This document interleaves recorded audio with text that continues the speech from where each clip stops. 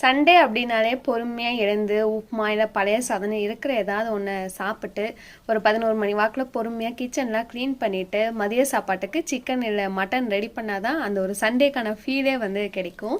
நேற்று நாட்டுக்கோழி எடுத்திருந்தோம். 1 கிலோ நாட்டுக்கோழி தண்ணி குழம்புக்கு, இன்னொரு கிலோ நல்லாம்பட்டி சிக்கனுக்கும் ரெடி பண்ணிட்டு இருந்தேன்.